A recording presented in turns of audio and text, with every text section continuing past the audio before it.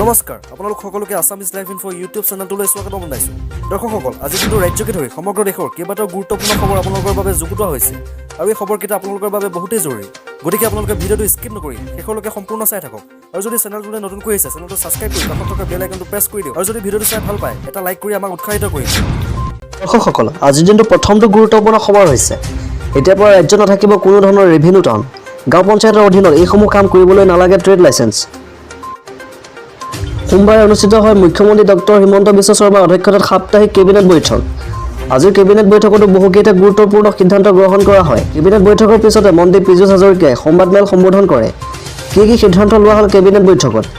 আজিৰ পৰা অসমত ৰেভিনিউ টাউন নাথাকিব। পূৰ্বতে মিউনিচিপাল বোৰ্ড নথকা ঠাই ৰেভিনিউ টাউন হিচাপে জনা গৈছিল। সেই ঠাইসমূহত টাউনৰ হিচাপত মাটিৰ প্ৰিমিয়াম দিবলগীয়া হৈছিল। এতিয়াৰ পৰা সেই ব্যৱস্থা নাথাকিব। টাউন আৰু পেৰিফেৰিয়েল এৰিয়া জিলা সদৰতহে থাকিব। ইয়াৰ ফলত মাটিৰ প্ৰিমিয়াম দিব নালাগিব।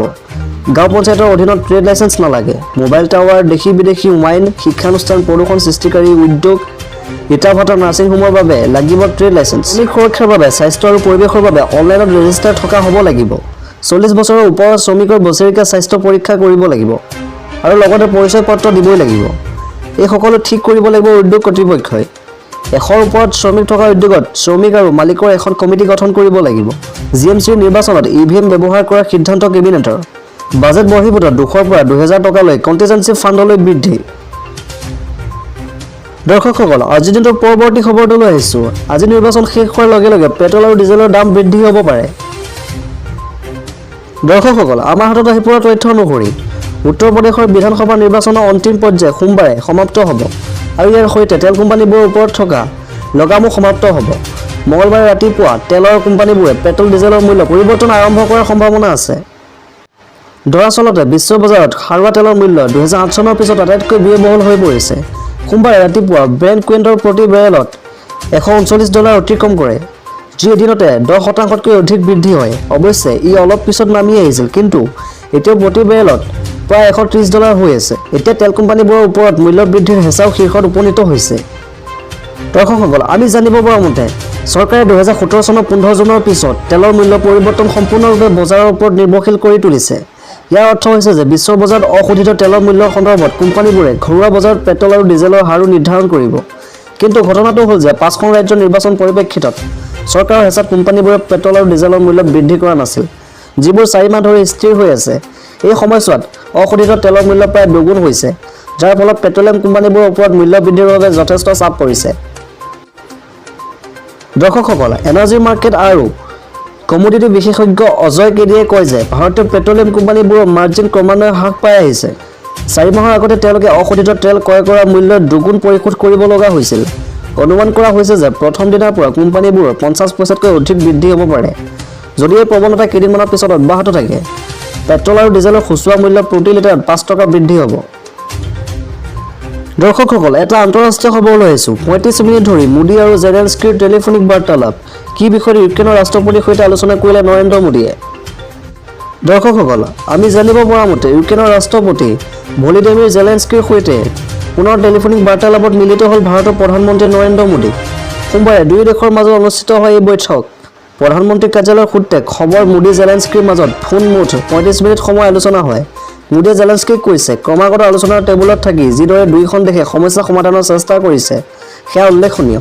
আশা কৰা হৈছে সোমবাৰে ৰাছিয়া আৰু ইউক্ৰেইনৰ প্ৰতিনিধি দলৰ মাজত এক বৈঠক অনুষ্ঠিত হ'ব। তৃতীয় পৰ্যায়ৰ বৈঠকত যুদ্ধ বন্ধ কৰাৰ বাবে যি ব্যৱস্থা কৰিব লাগে তাক লৈ আলোচনা হ'ব দুই দেশৰ মাজত। প্ৰধানমন্ত্ৰী কাৰ্যালয়ৰ সূত্ৰত প্ৰকাশ আৰু মোদীয়ে জেলেনস্কিক ধন্যবাদ জনাইছে উদ্ধাৰ কাৰ্যত সহায় কৰাৰ বাবে। বিপুল সংখ্যক ভাৰতীয় ছাত্ৰ-ছাত্ৰী ইউক্ৰেইনত আবদ্ধ হৈ আছে। তেওঁলোকৰ বাবে পৃথককৈ বিশেষ ব্যৱস্থা গ্ৰহণ কৰি উদ্ধাৰ কাৰ্য চলাই আছে ভাৰতে। সেই কামত ইউক্ৰেইনে সহায় কৰিছে ৰাষ্ট্ৰপতি জেলেনস্কিক ধন্যবাদ জনাই নৰেন্দ্ৰ মোদীয়ে। উদ্ধাৰ কাৰ্যৰ ক্ষেত্ৰত ঐক্যমত্য পোষণ কৰিছে ইউক্ৰেইন আৰু ৰাছিয়া দুয়ো দেশে। সম্প্ৰতি যুদ্ধবিৰতি ঘোষণাৰ জৰিয়তে নিৰাপদ কৰিডৰ তৈয়াৰ বিষয়ে দুয়োখন দেশেই ঐক্যমত্যত উপনীত হৈছে। সেই ঐক্যমত্যৰ মাধ্যমেৰে কিভ আৰু খাৰ্কিভ, চুমি, মাৰিউপোল আদি চহৰৰ পৰা নিৰাপদে ওলাই যোৱাৰ বাবে পথ তৈয়াৰ কৰিছে দুয়ো দেশে। ভাৰতীয় নাগৰিকসকলেও সেই পথেৰে নিৰাপদ আশ্ৰয়লৈ যাব পাৰিব। দৰ্শকসকল আজিৰ দিনটোৰ কৰ্মচাৰীসকলৰ বাবে এটা ভাল খবৰ লৈ আহিছোঁ। 7 পে কমিশ্যন অনুসৰি চৰকাৰী কৰ্মচাৰীয়ে শীঘ্ৰে লাভ কৰিব ভাল খবৰ দৰমহা বৃদ্ধিৰ লগতে পাব অন্যান্য সা সুবিধা দৰ্শকসকল আমাৰ হাতত আহি পৰা তথ্য অনুসৰি কেন্দ্ৰীয় কৰ্মচাৰীসকলে শীঘ্ৰে চৰকাৰৰ পৰা ভাল খবৰ লাভ কৰিবলৈ গৈ আছে দৰমহা বৃদ্ধিৰ পৰা আৰম্ভ কৰি বহুখিনি সা সুবিধা লাভ কৰিব পাৰে কেন্দ্ৰীয় চৰকাৰৰ কৰ্মচাৰীসকলে ইয়াৰ জৰিয়তে উপকৃত হ'ব দেশৰ 1 কোটিতকৈ অধিক লোক দৰ্শকসকল আমি জানিব পৰা মতে মাৰ্চ মাহত চৰকাৰে কৰ্মচাৰীসকলক ডিএ বৃদ্ধি কৰাৰ কথা ঘোষণা কৰিবলৈ গৈ বৰ্ধিত ডিএ ঘোষণা কৰা আছে পূৰ্ণ সম্ভাৱনা ডিচেম্বৰৰ AICPI প্ৰকাশ কৰা তথ্য অনুসৰি চৰকাৰে ডিএ 3% বৃদ্ধি কৰিব পাৰে দৰ্শকসকল আমি জানিব পৰা মতে শ্ৰম মন্ত্ৰালয়ে দিয়া তথ্য অনুসৰি AICPI ৰ সংখ্যা 125.4 উপনীত হৈছে ই কৰ্মচাৰীসকলৰ বাবে ডিএ 3% বৃদ্ধি কৰিব কৰ্মচাৰীসকলৰ ডিএ 31% হাৰত দিয়া হৈছে যদি অতিৰিক্ত 3% বৃদ্ধি কৰা হয় তেন্তে 34% লৈ বৃদ্ধি পাব দৰ্শকসকল আমি জানিব পৰা মতে যদি আপুনি কেবিনেট সচিবৰ ফালে লক্ষ্য কৰে তেন্তে দেখিব যে বিষয়াসকলে দৰমহা 2.5 লাখৰ আশে-পাশে তেওঁলোকৰ দৰমহাৰ হিচাপত প্ৰতি মাহে 7,500 টকা বৃদ্ধি হ'ব যদি এই লোকসকলক বাৰ্ষিক ভিত্তিত চোৱা হয় তেন্তে 90,000 পৰ্যন্ত লাভ হ'ব দৰ্শকসকল আজিৰ দিনটো পৰৱৰ্তী খবৰটো লৈ আহিছোঁ সেৱাক দিলে উপযুক্ত স্বীকৃতি দুৰ্ধৰ্ষ ডকাইত ধৰাত সহায় কৰা অসম চিকিৎসা মহাবিদ্যালয় 2 সুৰক্ষা কৰ্মী পুৰস্কৃত কৰিলে অসম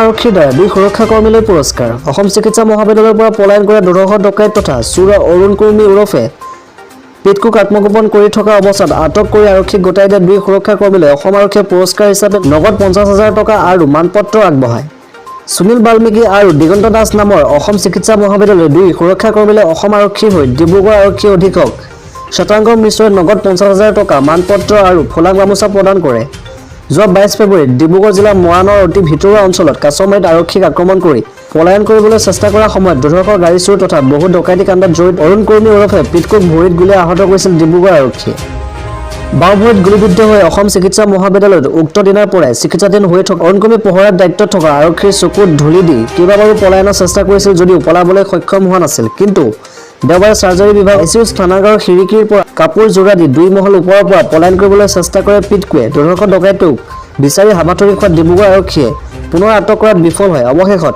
অসম চিকিৎসা মহাবিদ্যালয় চৌধৰ পৰা পলায়নৰ বাবে এটা নলাত সোমাই থকা অৱস্থাত সুনীল বাল্মীকি আৰু দিগন্ত দাস নামৰ 2জন সুৰক্ষা কৰ্মীয়ে অৰুণক আটক কৰি আৰক্ষীক গতাই দিয়ে উল্লেখযোগ্য যে দুৰ্ধৰ্ষ অৰুণ কুৰ্মীৰ পৰা এটা পিষ্টল এটা ৰিভলভাৰ আৰু সক্ৰিয় গুলীও জব্দ কৰিছিল দুৰ্ধৰ্ষ অৰুণ ওৰফে পিটকুক কৰায়ত্ব কৰি দিয়া 2 সুৰক্ষা কৰ্মীৰ প্ৰশংসা কৰি অনাগত দিনত অধিক উৎসাহে কাম কৰিবলৈ অসম আৰক্ষীৰ হৈ ডিব্ৰুগড় আৰক্ষী অধীক্ষক শতাংগ মিশ্ৰই নগদ ধনসহ প্ৰশংসা পত্ৰ প্ৰদান কৰে দৰ্শকসকল পৰৱৰ্তী খবৰলৈ আহিছোঁ কেন্দ্ৰীয় চৰকাৰৰ ডাঙৰ সিদ্ধান্ত ব্যক্তিগত চিকিৎসা মহাবিদ্যালয়ৰ আধা আসনত চৰকাৰী মহাবিদ্যালয়ৰ সমান মাচুল লোৱা হ'ব দৰ্শকসকল সোমবাৰে কেন্দ্ৰীয় চৰকাৰে মেডিকেল অধ্যয়ন কৰি থকা শিক্ষাৰ্থীসকলক এক ডাঙৰ সকাহ দিয়ে এতিয়া ব্যক্তিগত চিকিৎসা মহাবিদ্যালয়ৰ 50% আসন চৰকাৰী মহাবিদ্যালয়ৰ দৰে একে মাচুল লোৱা হ'ব প্ৰধানমন্ত্ৰী নৰেন্দ্ৰ মোদীয়ে এই কথা ঘোষণা কৰে চৰকাৰৰ এই সিদ্ধান্তৰ পিছত দেশৰ লাখ লাখ চিকিৎসা বিদ্যাৰ্থী আৰু অভিভাৱকে এক ডাঙৰ সকাহ আৰু সুখবৰ লাভ কৰিছে প্ৰধানমন্ত্ৰী শ্ৰী নৰেন্দ্ৰ মোদীয়ে সোমবাৰে টুইট কৰি কয় যে কেইদিনমান পূৰ্বে চৰকাৰে এটা ডাঙৰ সিদ্ধান্ত লৈছে যিয়ে দৰিদ্ৰ আৰু মধ্যবিত্ত শিশুসকলক লাভান্বিত কৰিব আমি সিদ্ধান্ত লৈছোঁ যে ব্যক্তিগত চিকিৎসা মহাবিদ্যালয়ৰ আধা আসনে চিকিৎসা মহাবিদ্যালয়ৰ সমান মাচুল লোৱা হ'ব যোৱা কেইবামাহ ধৰি চিকিৎসা মাচুলক লৈ এক হুলস্থুল চলি আছে অভিভাৱক আৰু শিক্ষাৰ্থীসকলে চিকিৎসা মহাবিদ্যালয়ৰ মাচুল হ্ৰাস কৰিবলৈ নিৰন্তৰ দাবী কৰি আছিল এই ক্ষেত্ৰত চৰকাৰে এটা ডাঙৰ পদক্ষেপ লোৱাৰ সম্ভাৱনা আছিল